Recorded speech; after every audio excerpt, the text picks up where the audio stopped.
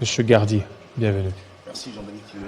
Alors, il y aurait des rumeurs, je ne sais pas, vous êtes venu pour dénoncer un peu En tout fait, ça. je crois que la jonction est très bien choisie avec la question de nos amis de l'agriculture. Parce Oui. que depuis un certain moment, depuis Bibois, le ministre avait pris l'engagement de pouvoir ajouter une prime spéciale pour les agents de services centraux qui, dans la forme de l'État, sont des agents de l'administration publique. C'est-à-dire que le ministre est dans son rôle de pouvoir instituer les choses, a institué la prime et a engagé auprès du ministère du budget. Le chose fait que la prime traîne un tout petit peu et que malheureusement, par manque d'information ou par manipulation politique, des gens se permettent d'aller faire de mouvements. Récemment, on a prêté des intentions au ministre qu'il aurait arrêté des agents de l'administration, ce qui était une fausseté. Le ministre de l'EPST. De l'EPST, alors qu'aujourd'hui... Il n'a jamais arrêté. Il n'a jamais arrêté. La seule chose qu'on a fait quand ils sont arrivés, on leur a expliqué, voilà la lettre de l'engagement du ministre. À ces stades ici, dans votre statut d'agent de l'administration publique, vous êtes payé par la fonction publique, l'État par le budget. L'EPST n'a en charge de payer que les enseignants via le service ECOPé. Mais le comble, c'est que depuis un certain moment, vous savez, c'est reconnu, c'est un droit reconnu constitutionnellement à chacun de pouvoir manifester pour faire valoir ses droits. Mais le bonheur, c'est qu'il faut marcher pour de bonnes raisons et tenant compte des informations réelles. Je crois qu'à ces stades ici, s'il y a marche, il faut aller le faire au ministère du budget, pas à l'EPST. Et à ces stades ici, tout ce qu'on veut faire, c'est qu'on veut dire à nos amis des services centraux, vous êtes des agents de l'État, apprenez à connaître votre statut, vous voulez marcher le vendredi, personne ne peut vous l'interdire, mais allez vers le service compétent. Entre vos mains, vos délégués ont la lettre du ministre, la copie de l'ensemble de l'engagement transmise au niveau du ministère du budget.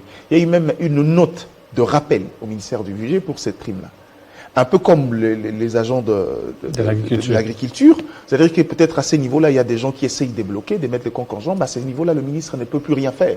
Parce que, de par votre statut, votre pays est concerné par l'État congolais, par l'administration publique, et que le ministre, même s'il voulait, au regard de d'autres lignes budgétaires, de pouvoir le payer, il ne peut pas parce que la loi ne lui permet pas et ce n'est pas dans ses compétences. Donc à ces stades ici, évitons de faire la fixation sur des individus, changeons le fusil d'épaule. Il continue toujours à être combattu, le ministre Malheureusement, c'est la culture chez nous, en fait. Malheureusement, c'est la culture chez nous. Il s'y est habitué. Hein. Et non, on ne s'habitue pas dans ça, mais le problème, c'est qu'on acquiert une certaine expérience et une certaine maîtrise. C'est-à-dire que depuis un certain moment, les gens, par manipulation, les gens continuent à venir dire et faire ce qu'il ne faut pas faire. Et ça, encore une fois de plus, on n'interdirait à personne le droit des marchés, mais faites-les dans le respect de règles de l'art. Allez vers le service compétent, c'est les budgets qui doivent, à ces stades ici, décaisser les fonds pour cette prime-là. Donc, à ces stades, j'espère que le message est passé et qu'ils vont le faire. Si vous voulez venir à l'EPST, les portes seront grandement ouvertes pour besoin d'informations. Pas pour venir marcher parce que la pression à faire à l'EPST n'existe plus. L'EPST a fait son travail, le ministre a signé. Si vous voulez venir pour besoin d'informations, pour besoin d'accompagnement, il peut le faire. Parce qu'on a vu des marches là, par-ci, par-là. Malheureusement, c'est ça. Toutes ces marches. Alors qu'à ces stades ici, ce que les gens veulent savoir, c'est à quand la publication des résultats. Et c'est ce qui préoccupe les gens et aussi préparer l'année prochaine. Il y a des rumeurs qui ont circulé sur lesquelles il y aurait un héritier Watanabe. Malheureusement, il faut dire aux Congolais que c'est un fake news. Fake news. C'est-à-dire les résultats n'ont pas encore été publiés. Au moment où je vous parle maintenant là, le jury national était en réunion avec le ministre aujourd'hui. On a délibéré. Pour ceux qui le savent, on a publié les noms de lauréats sans publier les résultats, leur cotation, qui interviendra dans les heures qui suivent avec la publication logique par les canaux officiels, c'est-à-dire le site de l'EPST, mais aussi les entreprises de téléphonie mobile. Héritier Watanabe, c'est faux, archi faux. Non, c'est faux. Il n'y a pas qu'Héritier Watanabe. L'ensemble de la liste publiée est une fausse liste. Les vraies listes... C'est venu d'où, là? Bon, vous connaissez le Congo, on a l'habitude de la manipulation, généralement. Quelqu'un qui voulait juste amuser la galerie, ou encore, faut dire vrai, certains médias en ligne pour pouvoir faire monter un peu de l'adrénaline aux gens. Mais pourquoi ça a un peu traîné? Parce qu'à un certain temps, c'est habitué. Vous présentez 2-3 semaines, ça arrive. Parce qu'aujourd'hui, il y a eu quelques amendements en termes de règles. Cette fois-ci, vous pouvez avoir autant dans le cumul de points.